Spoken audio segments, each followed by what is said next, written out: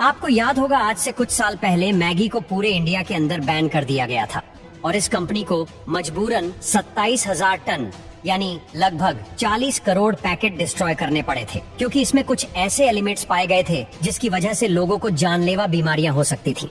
पर इसके बावजूद ये आज भी इंडियन मार्केट में सबसे ज्यादा बिकने वाला नूडल्स है। आखिर क्यों इतना बड़ा बैन भी इसको खत्म नहीं कर सका, और ऐसी क्या वजह है कि मार्केट का कोई भी ब्रांड इसके सामने टिक ही नहीं पाता? इसके पीछे की कहानी सुनकर आप भी चौंक जाओगे। 2015 की वो सुबह शायद ही कोई भूला होगा जब खबर आई कि मैगी में लेड और MSG की मात्रा तय लिमिट से ज्यादा पाई गई है, और देखते ही देखते मैगी पर देश भर में बैन लगा दिया गया।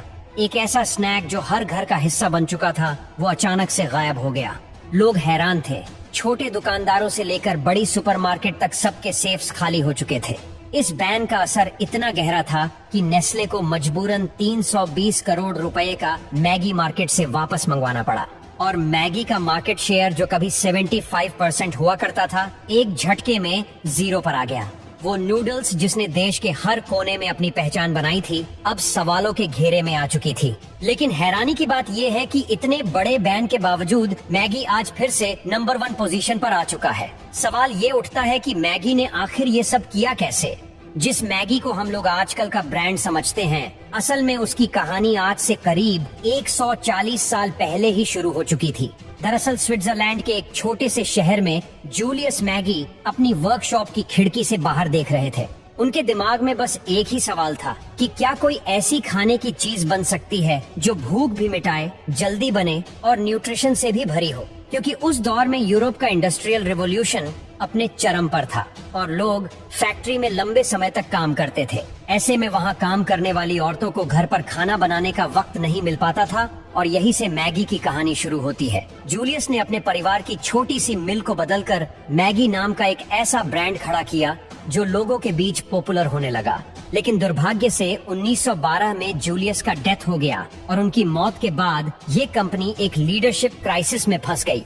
ऐसे में उनके जाने के बाद इकोनॉमिक चैलेंज ने इस कंपनी को बहुत ही कमजोर कर दिया। इसी दौरान एक दूसरा ब्रांड नेस्ले अपनी इंटरनेशनल ग्रोथ को तेज करने के लिए एक नए प्रोडक्ट की तलाश में था, और तभी उसकी नजर पड़ती है मैगी पर। नेस्ले ने सोचा कि अगर सही स्ट्रेटजी अपनाई जाए तो यह कंपनी उसके लिए सोने की खान साबित हो सकती है। यही सोचकर 1947 में नेस्ले ने मैगी को एक्वायर कर लिया। वही भारत जिसकी रसोई में दाल चावल और रोटी सब्जी का राज हुआ करता था, और इंस्टेंट नूडल्स को खाना तो दूर की बात, लोगों ने इसका नाम तक नहीं सुना था। तो सवाल ये उठता है कि नेस्ले ने भारत को ही क्यों चुना, जापान को क्यों नहीं? दरअसल नेस्ले को एक ऐसी मार्केट चाहिए थी जहां कंपटीशन 0 हो और ग्रोथ के मौके ज्यादा। इसलिए नेस्ले को भारत एक परफेक्ट मार्केट दिखाई दिया, और इस तरह 1983 का वो साल आया जब मैगी ने पहली बार भारत की जमीन पर दस्तक दी। Next part 2।